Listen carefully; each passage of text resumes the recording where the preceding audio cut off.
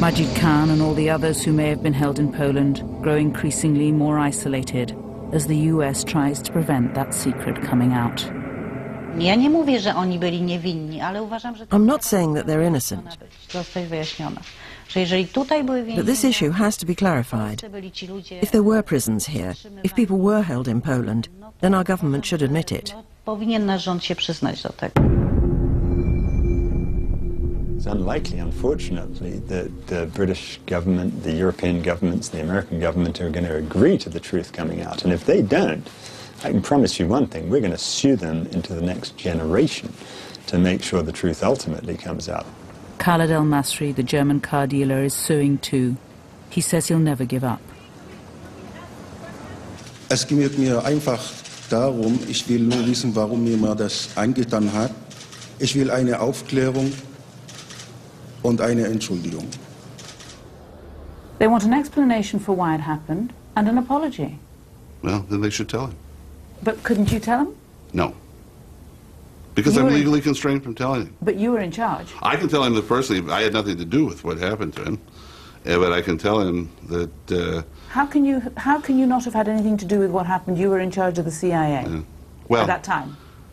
I can't comment on that. It's a much more complicated issue than you know, and I wish I could tell you, but I can't, and I really can't.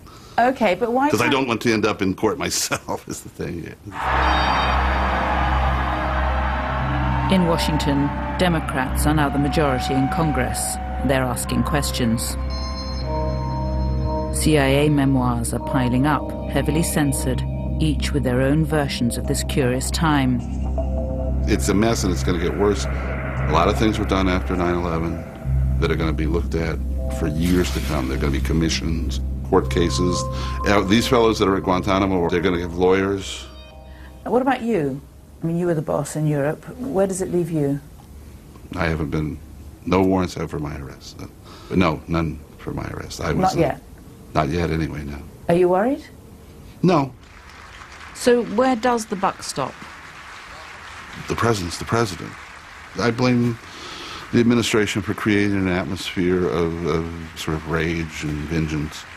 The people up the line need to have responsibility for what happened. They wanted to draw a line so that there was no direct line from what happened to their authority, and that's not right.